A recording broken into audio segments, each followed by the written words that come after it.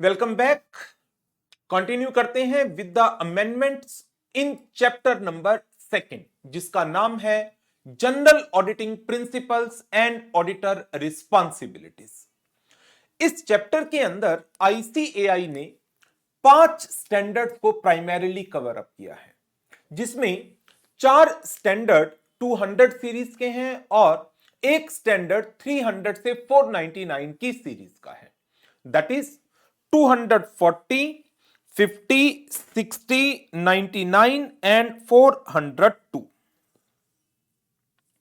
तो chapter number 2 की जो कवरेज है चैप्टर 2 की, वो 5 स्टैंडर्ड्स की है, 240, 250, 260, 299 एंड 402। ये पांचों चैप्टर आपको ओल्ड सिलेबस के चैप्टर नंबर, पांचों स्टैंडर्ड आपको ओल्ड सिलेबस के चैप्टर 1 में मिल जाएंगे। इसके अलावा 3 स्टैंडर्ड 200, 210 एंड 230 जो इस सीरीज के अंदर और आते हैं, उसके बारे में न्यू सिलेबस के स्टडी मटेरियल में कोई डिस्कशन नहीं की गई। सिर्फ इतनी बात कही गई है कि आप इन स्टैंडर्ड्स को इंटरमीडिएट में इन डेप्थ स्टडी कर चुके हैं। चलिए, तो अब बात करते हैं क्या क्या नए टॉपिक या टॉपिक्स पुराने हैं उनको नए तरह से प्रेजेंट किया गया है। किस किस स्टैंडर्ड में ऐसे कौन कौन से टॉपिक्स हैं। पहला स्टैंडर्ड है हमारा SA 240, that is auditor's responsibilities relating to fraud in an audit of financial statement. इसके अंदर थोड़ा सा इलेबोरेट किया गया है फ्रॉड रिस्क फैक्टर को। वैसे पुराने स्टडी मटेरियल में भी, जब पुराने सिलेबस में हम इसको पढ़ते थे फ्रॉड रिस्क फैक्टर को, तो इसकी डिटेल्ड एग्जांपल्स हम वहां पर भी कवर करते थे। बट स्टिल थोड़ा सा फ्रॉड रिस्क फैक्टर का मीनिंग, उसका एग्जाम्पल, इवैल्यूएशन, ये और नए स्टडी मटेरियल में दिया गया है। सो फ्रॉड रिस्क फैक्टर होता क्या है? वो इवेंट या कंडीशन जो इंडिकेट करते हैं किसी इंसेंटिव को या प्रेशर को, किस लिए? टू कमिट अ फ्रॉड, या ऐसी कंडीशन और सर्कमस्टांस जो एक अपॉर्चुनिटी प्रोवाइड करते हैं एक पर्सन को to commit the fraud. So fraud risk factor को हम कैसे डिफाइन करते हैं? वो events and condition that indicate either incentive, pressure और प्रोवाइड एन अपॉर्चुनिटी। अब आपको ध्यान आ गया होगा, जब SA 240 में हम फ्रॉड के कैरेक्टरिस्टिक्स पढ़ते थे तो उसके अंदर भी इन्हीं तीनों वर्ड्स को हम डिस्कस करते थे, इंसेंटिव, प्रेशर, अपॉर्चुनिटी, और साथ में एक वर्ड और आता था, that is rationalisation to commit the fraud. So any event, condition जहां से एक पर्सन के ऊपर कोई प्रेशर आ रहा है फ्रॉड करने का, या उसको मौका मिल रहा है फ्रॉड करने का। जैसे कुछ एग्जाम्पल्स दिए गए। Example number 1, need to meet expectation of third parties. किस लिए? To obtain additional equity financing. एक कंपनी इक्विटी रेज करना चाहती है, बट जिन पर्सन से वो इक्विटी रेज करना चाहते हैं उनकी एक्सपेक्टेशंस है कुछ, कि हम इक्विटी सिर्फ उसी एंटिटी में लगाएंगे जिस एंटिटी की प्रॉफिटेबिलिटी 5 सालों से कंसिस्टेंट चली आ रही है या ईयरली डबल डिजिट के अंदर ग्रोथ दिख रही है। तो ऐसे सिचुएशंस के अंदर कि मुझे इक्विटी चाहिए बट फाइनेंसर की ये एक रिक्वायरमेंट है, तो हम क्या कर पाएंगे? उस एक्सपेक्टेशन को मीट करने के लिए प्रेशर डाला जाएगा मैनेजमेंट के ऊपर, और मैनेजमेंट अनरियलिस्टिक टारगेट को तो अचीव कर नहीं सकती। Result, they will commit fraud in the financial statements. Granting of significant bonus if unrealistic profit targets. अब देखो, प्रॉफिट टारगेट जो अनरियलिस्टिक नेचर के हैं, यदि उनको अचीव कर लिया जाएगा तो सिग्निफिकेंट बोनस दिया जाएगा एम्प्लॉइज को। तो अब क्या एम्प्लॉय इस बोनस को पाने के लिए फाइनेंशियल स्टेटमेंट्स में या फाइनेंशियल इरेगुलरिटीज करवा सकते हैं। Misappropriation of assets, fraud financial reporting, yes. So granting of significant bonus if unrealistic profit targets are met may create an incentive to commit the fraud।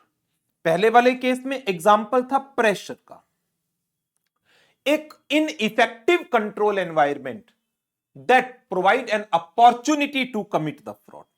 तो तीनों जो मेन वर्ड थे, incentive, pressure, opportunity, IPO, incentive, pressure, opportunity, तीनों word को cover up कर लिया गया। तो फ्रॉड रिस्क फैक्टर क्या है? वो इवेंट्स और कंडीशंस और circumstances that may indicate an incentive और pressure to commit the fraud और provide an opportunity to commit the fraud. तो इंसेंटिव का एग्जाम्पल हमने क्या लिया? इंसेंटिव का एग्जाम्पल है significant bonus if unrealistic profit targets are met. Pressure का example need to meet expectations of third parties to obtain additional equity financing. Opportunity का example ineffective control environment. तो basically fraud risk factor तीन word के इर्द गिर्द घूमता है, incentive, pressure, opportunity. Incentive का एग्जाम्पल बोनस, प्रेशर का एग्जाम्पल थर्ड पार्टी की expectation for equity financing fulfil करना, अपॉर्चुनिटी का एग्जाम्पल इन अफेक्टिव कंट्रोल एनवायरमेंट। क्या ऑडिटर को फ्रॉड रिस्क फैक्टर्स को इवैल्यूएट करना चाहिए? बिल्कुल। दैट इंडिकेट्स क्या फ्रॉड एग्जिस्ट करता है, वेदर मटेरियल मिसस्टेटमेंट में exist in the financial statements. So auditor shall evaluate whether one और मोर fraud risk factors are present. And जरूरी नहीं है कि फ्रॉड रिस्क फैक्टर प्रेजेंट है, कंट्रोल एनवायरमेंट मान लो इनइफेक्टिव भी है, ये एम्प्लॉइज को एक अपॉर्चुनिटी देता है फ्रॉड करने की, लेकिन एम्प्लॉइज एथिकली बिहेव कर रहे हैं, वो फ्रॉड कर ही नहीं रहे।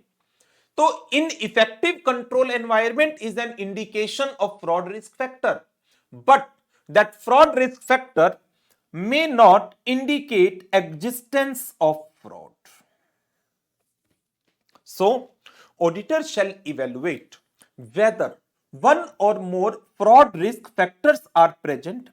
While fraud risk factor may not necessarily indicate the existence of fraud, they generally present when frauds occur. तो events may or may not result in any fraud, but यदि fraud हुआ है तो इवेंट तो कोई ना कोई जरूर हुआ होगा। इवेंट कौन सा? इंसेंटिव का, प्रेशर का या अपॉर्चुनिटी का। तो every event may not result into a fraud, but generally every fraud is committed due to some event, and therefore it indicates risk of material misstatements due to fraud. The fact that fraud is usually concealed makes it difficult to detect. Hence, determination whether a fraud risk factor is present, whether it is to be considered in assessing the risk of material misstatements due to fraud, it requires exercise of professional judgment. तो ये तो basically general points हो गए, इसकी as such मुझे नहीं लगता कोई लर्निंग की बात आएगी, ये तो जनरली आप लिख भी दोगे। मेन फ्रॉड रिस्क फैक्टर क्या होता है और उसके कुछ एग्जांपल, और फिर ये हम ऑलरेडी पढ़ चुके हैं पुराने सिलेबस में ही 240 के अंदर कि examples of fraud risk factor related to fraud financial reporting and relating to misappropriation of assets, और जिसमें भी फिर हम इंसेंटिव के, प्रेशर के, अपॉर्चुनिटी के, सबके अलग अलग एग्जाम्पल्स को कवर अप करते थे।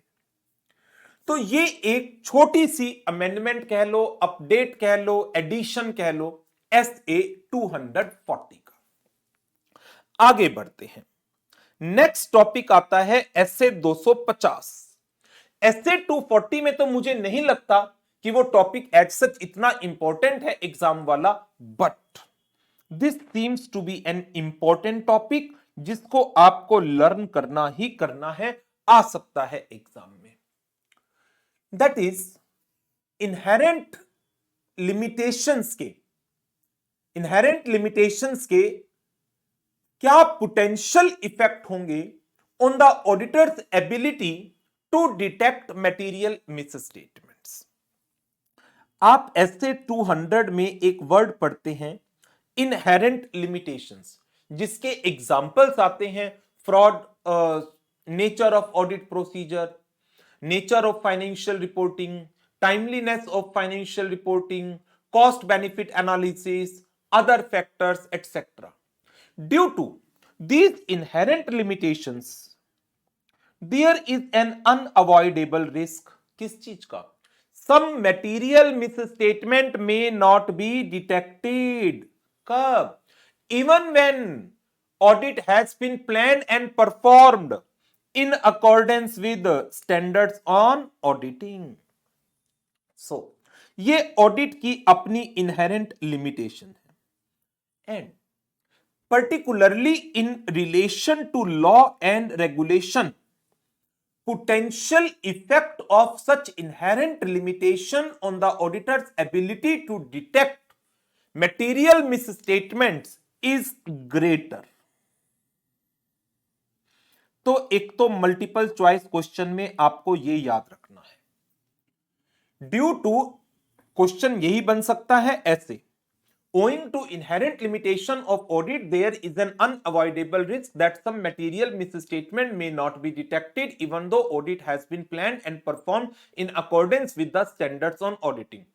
In the context of law and regulation, potential effect of such inherent limitations on the auditor's ability to detect material misstatement is greater or smaller या lower? Answer is greater. क्यों? क्या कारण है? There are many law and regulation that relate principally to the operating aspects of the entity that typically do not affect the financial statement and hence not captured by the entity information system relevant to the financial reporting. For example, labor laws, Factories Act, Minimum Wages Act, Industrial Disputes Act, environmental laws, Air, Water, Pollution Control Act, ये law एक entity के operating aspect से primarily related हैं, but they typically do not affect the financial statements and hence they are not captured by the information system relevant to the financial reporting. फिर दूसरी बात बड़ी general आ जाती है, जब भी लॉ एंड रेगुलेशन का नॉन कंप्लायंस होता है, that may involve conduct designed to conceal it. Intentional non compliances के केस में जहां पर भी इंटेंशनली नॉन कंप्लायंस होता है मैनेजमेंट की तरफ से, तो उसको कोलजन के थ्रू, फॉर्जरी के थ्रू, डेलिब्रेटली ट्रांजैक्शंस को रिकॉर्ड ना करके, मैनेजमेंट कंट्रोल्स का ओवरराइड करके, इंटेंशनली मिस रिप्रेजेंट करके फैक्ट्स एंड सर्कमस्टांसेस को, तो इसके कारण मटेरियल मिसस्टेटमेंट्स को डिटेक्ट कर पाना और ज्यादा मुश्किल हो जाता है। सो non-compliance may involve the conduct designed to conceal it, और इसके बड़े सारे एग्जाम्पल हैं, जिसमें से collusion, forgery, deliberate failure to record transaction, management override of control, intentional misrepresentations आप रेफर कर सकते हैं। एंड सबसे बड़ी बात, जिस चीज को एक पर्सन नॉन कंप्लायंस कह रहा है, दूसरा पर्सन कह रहा है it is not a non compliance. Law की इंटरप्रिटेशन जहां पर लॉ का मीनिंग क्लियर नहीं है, कोई प्रोविजन एक्सप्लिसिटली स्टेटेड नहीं है, तो ऐसी सिचुएशन में लूप होल्स आर देयर। तो हर एक पर्सन उस प्रोविजन की इंटरप्रिटेशन अपने हिसाब से करता है। Anything which is non compliance in the mind of one person that may not be non compliance in the opinion of another person. So, whether an act constitute non-compliance is ultimately a matter for legal determination by a court of law. So, ये हमारा SA 260 का एक topic है, potential effect of inherent limitations on auditor ability to detect material misstatements in context of law and regulation is greater. और क्या कारण है? 3 main कारण है। क्या? Number 1, many law and regulations are related with the operating activities of an entity, and hence any non-compliance in such law may not be captured by the entity information system relevant for financial reporting. एक। Number 2, non-compliance may involve and conduct to conceal it, उसको छुपाने की कोशिश, deliberate failure to record the transaction, collusion, forgery, management override of control, intentional misrepresentation to auditor are few examples. Third one, whether an act constitutes a non-compliance or not is a matter that is for legal determination by court of law. तो ये 3 main कारण है जिसके कारण potential effects of inherent limitation on auditor's ability to detect material misstatement in the context of law and regulation ज्यादा होता है, right? तो ये टॉपिक याद करना है, इंपॉर्टेंट है। इंपॉर्टेंट का मतलब इंपॉर्टेंट ही है, समझ गए? आगे बढ़ो। समझदार को इशारा काफी होता है कई बार, तो अच्छी तरह से याद कर लीजिएगा। नेक्स्ट, फिर आता है next standard SA 260, communication with those charged with governance. What are the various matters to be communicated? आप बड़े सारे मैटर्स को पढ़ते हैं, qualitative characteristics of accounting principles, accounting estimates, accounting system etcetera, planned scope and timings of audit, significant difficulties encountered during the audit, significant matter that the auditor considered that are relevant for the TCWG। तो उसी के relation में जो different matters auditor TCWG को बताता है, उसमें एक मैटर है significant matters that auditor considered to be of relevance for bringing into the attention of the TCWG। तो अब है उसके कुछ एग्जाम्पल्स। क्या क्या है वो एग्जाम्पल? सिग्निफिकेंट इवेंट्स और transactions that occurred during the year, for example any merger, related party transaction outside the ordinary course of business conditions that may affect the entity business plans strategy, affecting risk of material misstatements, concerns about management consultations with other accountants on accounting and auditing matter। Auditor का कोई भी concern जो उन matters पर है जो management consult कर रही है विद द अकाउंटेंट्स, डिस्कशंस और correspondence in connection with initial or recurring appointment of auditor regarding accounting principle, application of auditing standard or fees for audit or other services, whether it is a case of initial engagement or it is a case of recurring appointment, any discussion जो auditor ने की है with the management as to the accounting practices, as to the application of auditing standard, as to the fees for audit and other services, That is a significant matter that auditor needs to communicate to the TCWG. Other significant matter जहां पर auditor का disagreement है with the management, accept उन चीजों को छोड़कर जहां पर इनिशियल डिफरेंस ऑफ ओपिनियन था, बिकॉज मुझे इनकंप्लीट फैक्ट नहीं दिए गए या प्रिलिमिनरी इंफॉर्मेशन के बेसिस पर मैं मैनेजमेंट की ओपिनियन से डिफर कर रहा था, that is later on resolved while obtaining additional relevant facts and information. So, auditor is required to communicate with the TCWG as to nature of engagement, planned scope and timings of audit, qualitative aspects of the accounting principles, policies, systems, significant difficulties, and significant matters that auditors consider to be of relevance for bringing into the attention of the TCWG. तो ये question भी theoretically 4 number का पूछा जा सकता है. तो पहला पॉइंट तो इसका बहुत ही आसान है, सिग्निफिकेंट इवेंट्स और transaction that occur during the year. Number 2, business conditions that affect entity, business plans, strategies that may affect risk of material misstatement. तीसरा पॉइंट, कंसर्न, किन चीजों पर मैनेजमेंट की consultation with the accountant on auditing and accounting matter. Number 4, discussion,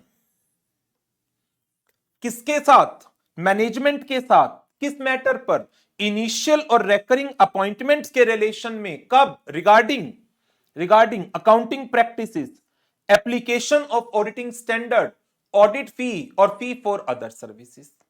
और फिर बाद में वही चीज आ जाती है, significant matter on which there was disagreement with the management. याद करने के लिए देखो क्वेश्चन है सिग्निफिकेंट मैटर का, तो शुरू में भी सिग्निफिकेंट है, लास्ट में भी सिग्निफिकेंट है और बीच में है BCD. पहला सिग्निफिकेंट किन चीजों के लिए है, significant events and transactions that occur during the year. Last वाला सिग्निफिकेंट किन चीजों पर है, significant matter on which there is a disagreement with the management. अब बच गए BCD. बी किसको रिप्रेजेंट करता है, बिजनेस की कंडीशंस को that affects the entity, business plans and strategies. C represent करता है ऑडिटर के कंसर्न्स को as to the management consultations with the accountant on accounting and auditing matter को. डी रिप्रेजेंट करता है डिस्कशंस को in connection with the initial और recurring appointment regarding accounting practices, application of auditing standards, audit fee और fee for other services को. तो 4 number का question आता है, पहला सिग्निफिकेंट, लास्ट का सिग्निफिकेंट BCD. पहला सिग्निफिकेंट इवेंट्स और transactions occur during the year. Last का significant matter on which there is a disagreement with the management. बीच के बच गए BCD. बी का मतलब है बिजनेस की conditions that may affect the entity, business plans, strategies. Concerns किस पर, management consultations with the accountant on accounting and auditing matter. D, discussions with the initial or recurring appointment of the auditor regarding accounting practices, application of auditing standard, audit fee or fee for other services. Next, circumstances in which auditor is required or may otherwise consider it necessary to include क्या, additional information. कहां पर, auditors report में, जिनके ऊपर आपको TCWG को communicate करना चाहिए. आप ऑडिट रिपोर्ट में कुछ भी एडिशनल डालना चाह रहे हैं, ऑडिट रिपोर्ट में आप की ऑडिट मैटर डाल सकते हो, ऑडिट रिपोर्ट में आप मॉडिफिकेशन डालते हो, ऑडिट रिपोर्ट में आप EOM पैरा या OM पैरा डालते हो, ऑडिट रिपोर्ट में आप एक MURG पैरा डालते हो. तो whenever there is a case, अच्छा, ऑडिट रिपोर्ट में आप अदर इंफॉर्मेशन डालते हो, अदर इंफॉर्मेशन 720 में पढ़ रखी है ना। तो जो भी ये रिपोर्टिंग के स्टैंडर्ड्स हैं जिनके कारण ऐसी कंडीशंस या सर्कमस्टांसेस एग्जिस्ट करते हैं that auditor is of the opinion that a matter needs to be reported additionally in the auditor report as per the requirements of relevant standards on auditing. Number 1, auditor expects to modify the opinion in the auditor report in accordance with SA 705। तो आप TCWG को communicate करेंगे। Material uncertainty related to going concern is reported in accordance with SA 570। TCWG को report करेंगे। Key audit matter communicated in accordance with SA 705। TCWG को पहले communicate करेंगे। Auditor considered to include an EOM or OM para in accordance with SA 706। TCWG को prior communication होगी। Auditor concluded there is uncorrected material misstatement of other information in accordance with SA 720। So 5 standard, 701 की audit matter, 705 modification, 706 EOM या other matter para, 720 other information में uncorrected material misstatement, SA 570 MURG material uncertainty related to going concern. तो ये था हमारा topic as to the various matters to be communicated to TCWG में significant matters के कुछ examples. Next, अब बात करते हैं 300 से 499 की सीरीज में से इस चैप्टर में एक स्टैंडर्ड डाला गया है एंड दैट इज SA 402। तो उसकी बात करते हैं। एक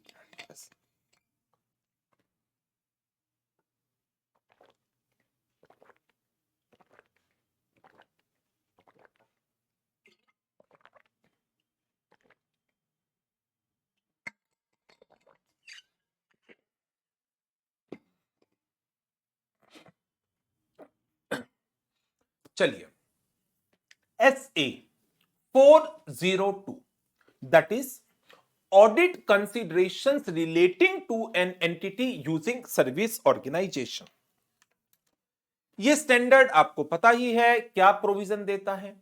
यदि मैं यूजर ऑडिटर हूं किसी यूजर एंटिटी का which is availing some services from the service organization, then as a user auditor I am required to obtain an understanding of nature and materiality of the transactions processed by the service organization, nature and significance of the services provided by the service organization, degree of interaction between the activities of the user entity and the services provided by the service organization, relationship between the user entity and the service organization. तो मेरी preliminary working के अंदर as a auditor I am required to obtain an understanding of these matter and in matters की understanding यदि मुझे मिल जाती है well and good, but इसके साथ साथ मेरे को एक और चीज देखनी है दैट कि जो कंट्रोल्स सर्विस ऑर्गेनाइजेशन में प्रिवेल कर रहे हैं उन कंट्रोल्स का डिजाइन, डिस्क्रिप्शन, ऑपरेटिंग इफेक्टिवनेस क्या है, whether the service organization is exercising the necessary control to record the transactions of the user entity in a appropriate manner to ensure completeness, reliability, relevancy of the information. So, being an auditor of user entity, we are concerned with the design, description, operating effectiveness of the internal control prevailing in the service organization. And for that purpose, आपको ध्यान होगा हम दो तरह की report हैं जो service entity से हमें मिल सकती हैं। एक होता है टाइप 1 रिपोर्ट और दूसरा होता है type 2 report. Type 1 report is on the design and description of the control as on a particular date, जबकि type 2 report that is on design description and operating effectiveness for a date और for a period, एक period के लिए। So यदि मैं as a auditor of user entity service organization के ऑडिटर की बनाई गई टाइप 1 और टाइप 2 रिपोर्ट को as a audit evidence use करना चाहता हूं, so as to rely on the controls that are exercised by the service organization, तो मुझे किन किन चीजों का ध्यान रखना चाहिए। सबसे मेन बात तो आती है कि सर्विस ऑडिटर, आपने जो ये रिपोर्ट बनाई है, जिस सर्विस ऑर्गेनाइजेशन के ऑडिटर ने ये रिपोर्ट बनाई है, उस ऑडिटर की कंपिटेंसी क्या है, किन स्टैंडर्ड्स को यूज करके उसने रिपोर्ट बनाई है, उस पर्सन की इंडिपेंडेंस कितनी थी। तो ऐसी कुछ चीजें हैं जो अब हमें एसए 402 में इन एडिशन कवर अप करनी है। चलिए करते हैं स्टार्ट। यूजिंग टाइप 1 और type 2 report in determining sufficiency and appropriateness of audit evidence provided by type 1 or type 2 report, user auditor shall be satisfied as to professional competence of the service auditor, except where that person is a member of ICAI, independence with which he is carrying out his work, इसके साथ adequacy of the standard under which the type 1 और type 2 report was issued। कौन सा standard है ये आपको पता ही है, that is SAE 3402, Standard on Assurance Engagement 3402, Assurance Report on Controls Prevailing at a Service Organization। और इसकी डिटेल तो आप लोगों ने पढ़ ही ली है, क्योंकि अब तो ये स्टैंडर्ड भी सिलेबस में आ गया है। सबसे पहले यदि यूजर एंटिटी का ऑडिटर टाइप 1 या टाइप 2 रिपोर्ट को यूज करना चाहता है, उनको as a audit evidence consider करना चाहता है, तो उनकी सफिशिएंसी एंड एप्रोप्रिएटनेस को डिटरमिन करने के लिए सर्विस ऑडिटर की प्रोफेशनल कंपिटेंसी को, इंडिपेंडेंस को इवेलुएट करना है, and the adequacy of the standard under which the type 1 and type 2 report is being issued, उसकी बात करेंगे। If user auditor plans to use a type 1 और type 2 रिपोर्ट, यदि वो सफिशिएंसी एंड एप्रोप्रिएटनेस से सेटिस्फाइड होता है और वो इन रिपोर्ट को यूज करता है to support his understanding about the design and implementation of control at the service organization, then user auditor shall evaluate कि ये जो कंट्रोल का डिस्क्रिप्शन है या डिजाइन है, it is at a date और for a period that is appropriate for the auditor purpose. जो description या डिजाइन दिया गया है वो एक डेट या period that is appropriate for user auditor है या नहीं। मान लीजिए टाइप 1 रिपोर्ट बनाई गई है कब, 30 जून 2023 को। टाइप 1 रिपोर्ट, मैं ऑडिटर हूं 2023-24 का। हमारे क्लाइंट ने, यूजर एंटिटी ने इस ऑर्गेनाइजेशन से सर्विसेज अवेल की 1 नवंबर 2023 से। तो बताओ क्या मेरे लिए ये टाइप 1 रिपोर्ट की रेलिवेंसी बनती है? This type 1 report is for 30 जून 2023 कि इस डेट पर ये कंट्रोल सर्विस ऑर्गेनाइजेशन में इंप्लीमेंटेड थे। मैं क्या करूं उस कंट्रोल का? मेरे क्लाइंट ने तो आपसे सर्विसेज अवेल की हैं 1 नवंबर से। अच्छा, चलो, यदि टाइप 2 रिपोर्ट मिल जाती है और टाइप 2 रिपोर्ट बनाई गई है एक पीरियड के लिए 1 जुलाई से लेकर 31 दिसंबर के लिए, तो क्या यह मेरे लिए रेलिवेंट होगी? यस, नॉट 100%, बट नवंबर दिसंबर तो फॉल कर ही रहा है ना, इट्स ओके। सो सबसे पहले auditor is required to evaluate whether the description and the design of controls at the service organization is at a date or period that is appropriate for the user auditor purpose। Number 2 पर चलते हैं। Evaluate the sufficiency and appropriateness of evidence provided by the report for understanding of user entity internal control relevant to audit.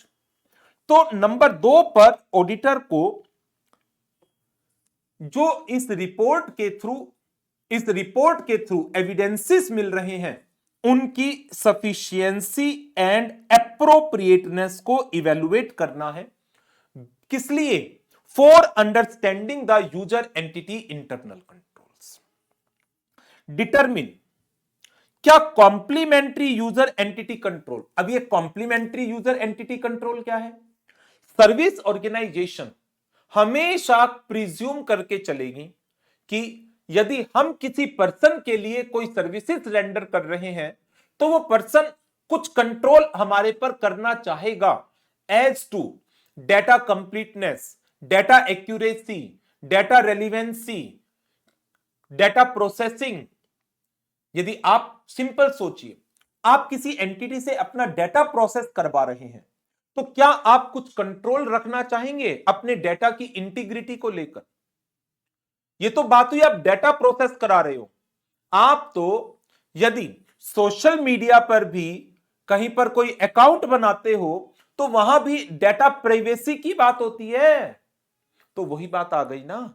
तो क्या user entity जब अपना data service organization से process करवाएगी तो क्या वो नहीं चाहेगी डेटा की इंटीग्रिटी, डेटा की कॉन्फिडेंशियलिटी, डेटा की एक्यूरेसी, प्रोसेसिंग, डेटा प्रोसेसिंग की एक्यूरेट डेटा प्रोसेसिंग हो? बिल्कुल चाहेगी। तो क्या उसके लिए यूजर एंटिटी कुछ कंट्रोल एक्सरसाइज करेगी over the service organization? Definitely yes. तो ऐसे कंट्रोल जो सर्विस ऑर्गेनाइजेशन प्रिज्यूम करके चलती है कि यूजर एंटिटी हमारे ऊपर एक्सरसाइज करना चाहेगी, इनको बोला जाता है कॉम्प्लीमेंट्री यूजर एंटिटी कंट्रोल।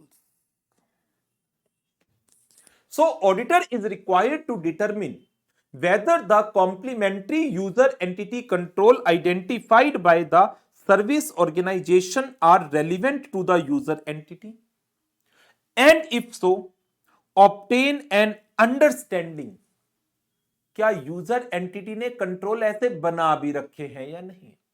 ये तो सर्विस ऑर्गेनाइजेशन मानकर चल रही है ऐसे कंट्रोल होंगे हमारे ऊपर। तो एज ए ऑडिटर मुझे चेक करना है यूजर एंटिटी ने ऐसे कंट्रोल डिजाइन और इंप्लीमेंट भी कर रखे हैं या नहीं कर रखे हैं। फिर ये डेफिनेशन तो बेशक छोड़ना चाहो छोड़ देना, याद करने के लिए नहीं है, सिर्फ रेफरेंस के लिए है। Complementary user entity control refers to the control that service organization assume in the design of it service will be implemented by user entity so as to achieve the control objectives. तो आपको basically याद क्या क्या करना है? आपको याद करने हैं पहले 2 पॉइंट। सबसे पहला पॉइंट आ गया, in determining the sufficiency and appropriateness of audit evidence provided by a type 1 और type 2 report user auditor shall be satisfied as to the service auditor professional competency and independence, adequacy of the standard under which the type 1 or type 2 report was issued. If user auditor plans to use a type 1 or type 2 report as audit evidence to support the user's auditor understanding about the design and implementation of control at the service organization, user auditor shall number 1 evaluate क्या design and description of controls कहां पर at service organization at a date और for a period are appropriate for users auditor purpose. Number 2 evaluate sufficiency and appropriateness of the evidence provided by the report for understanding the user's entity internal control relevant for the purpose. Determine complementary user entity control identified by the service organization are relevant to the user entity and if relevant obtain whether the user entity has designed and implemented such controls. So if user auditor is planning to use type 1 or type 2 report as audit evidence with respect to design and description of controls at service organization, he is required to carry out these 3 activities. Now, अब यहां पर तो अभी मैंने आपके साथ बात की सिर्फ डिजाइन डिस्क्रिप्शन की. क्या ये कंट्रोल इफेक्टिवली ऑपरेट भी हो रहे हैं? अभी तो हम एग्जिस्टेंस की बात कर रहे थे. क्या ये कंट्रोल एग्जिस्ट करते हैं या नहीं करते? इनका डिजाइन क्या है, इनकी डिटेल क्या है? Whether such controls are being effectively operated at a particular date और for a period, then auditor is required to perform some test of controls. उसे उस कंट्रोल्स की ऑपरेटिंग इफेक्टिवनेस को चेक करने के लिए क्या क्या करना होगा. When the user's auditor risk assessment includes an expectation that controls at a service organization are effectively operated, user auditor shall obtain evidence about the operating effectiveness of those control. कैसे? Operating effectiveness कौन सी report में होता है? सिर्फ type 2 में. Obtain a type 2 report if available. Type 2 report available नहीं है. Performing appropriate test of control at service organization. यदि सर्विस ऑर्गेनाइजेशन इजाजत दे दे कि हम उनके यहां जाएं और उनके कंट्रोल को चेक करें, जनरली इसकी इजाजत नहीं मिलती. ना आपके पास टाइप 2 रिपोर्ट है, ना आप मुझे अपनी कंट्रोल को इवैल्यूएट करने की इजाजत दे रहे, अपने ऑडिटर से इवैल्यूएट करवा कर दे दो report. Using another auditor to perform test of control at the service organization on behalf of the user auditor. So when user auditors risk assessment involves an expectation that controls at service organization are operating effectively, तो ऐसी situation में user auditor is required to perform some procedures. किस लिए? To test the operating effectiveness of such control. For that purpose सबसे पहला तो बड़ा simple काम, obtain a type 2 report if available. But if type 2 report is not available, performing appropriate test of control at service organization if permitted by the service organization. But sometimes permission is not been granted. वो अपनी confidentiality की, अपने systems की secrecy की बात करते हैं. तीसरा केस, तीसरी option, using another auditor to perform test of control at service organization on behalf of user auditor. So यदि आपको टेस्ट ऑफ कंट्रोल्स परफॉर्म करना है, आप ऑपरेटिंग इफेक्टिवनेस पर रिलाई करना चाहते हैं, तीनों में से कुछ एक चीज चाहिए। मान लो टाइप 2 रिपोर्ट अवेलेबल हो गई, और यदि टाइप 2 रिपोर्ट अवेलेबल हो गई और आप इसको एज ए ऑडिट एविडेंस मानना चाहते हो, तो क्या क्या करोगे? Using a type 2 report as audit evidence that controls at service organization are operating effectively. If the user auditor plans to use a type 2 report as audit evidence that controls at service organization are operating effectively. ध्यान है ना difference one और to का? One का difference, one है design description पर, to है design description and operating effectiveness पर। तो यदि टाइप 2 रिपोर्ट अवेलेबल है, देन यूजर ऑडिटर उसको एज ए ऑडिट एविडेंस मानना चाहता है। ही शैल डिटरमिन कि जो सर्विस ऑडिटर की रिपोर्ट है type 2 report, it provides sufficient appropriate audit evidence as to the effectiveness of the control to support the user's auditor risk assessment, और कैसे वो इन चीजों को डिटरमिन कर सकता है। पहला पॉइंट, इवेलुएट, डिस्क्रिप्शन डिजाइन साथ में वर्ड डाल दो, operating effectiveness of the control at a service organization is at a date or for a period that is appropriate for the user auditor purpose। यही ऊपर था। जब आप टाइप 1 टाइप 2 रिपोर्ट यूज कर रहे थे, किसके लिए? डिजाइन एंड डिस्क्रिप्शन के लिए। लेकिन अब आप साथ में वर्ड क्या डाल देंगे? Operating effectiveness. तो यदि ऑडिटर टाइप 2 रिपोर्ट को यूज करना चाहता है as to the operating effectiveness of the controls at the service organization, user auditor shall evaluate whether the description, design and operating effectiveness of the control at service organization is at a date or for a period that is appropriate for user auditor purpose। Example जो मैंने आपको थोड़ी देर पहले elaborate किया था कि यदि report बनाई गई है 30 जून की, तो मेरे लिए वो रेलिवेंट नहीं होगी। क्यों? मेरे क्लाइंट ने तो सर्विसेज 1 नवंबर से अवेल की थी। Determining whether complementary user entity control, जिनको कौन आइडेंटिफाई करता है? Service organization, that are relevant to user entity.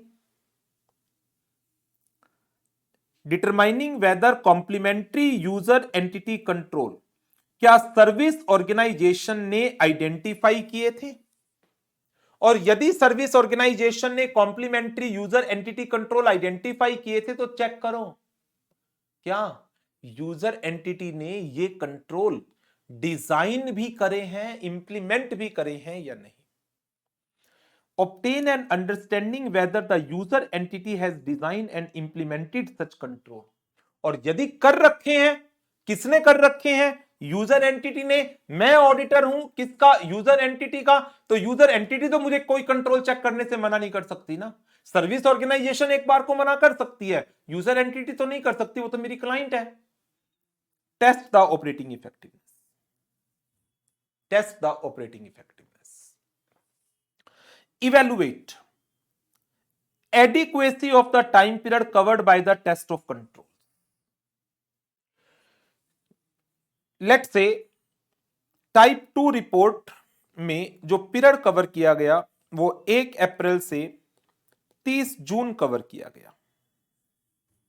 क्या आपको ये पीरियड रेलिवेंट लग रहा है, एडिक्वेट लग रहा है, या आपको लगता है ये शॉर्ट है? कम से कम ये 6 महीने का तो होना ही चाहिए था। तो evaluate the adequacy of the time period covered by the test of control, जो किसने करे? सर्विस ऑडिटर ने करे। टाइप 2 रिपोर्ट बनाते वक्त कौन से स्टैंडर्ड की अकॉर्डिंग? SAE 3402 की according. And time elapsed, in controls को चेक किए हुए जब मैं टाइप 2 रिपोर्ट यूज कर रहा हूं, कितना टाइम निकल चुका है? मैं इनको यूज कर रहा हूं लेट से 31 अक्टूबर 2023 को। ठीक है, सिर्फ एक ही महीना तो निकला है, इट्स ओके। कितना पीरियड कवर किया गया था टेस्ट ऑफ कंट्रोल की इवैल्यूएशन में, और जब मैं इस टाइप 2 रिपोर्ट को यूज कर रहा हूं कितना टाइम इलैप्स हो चुका है।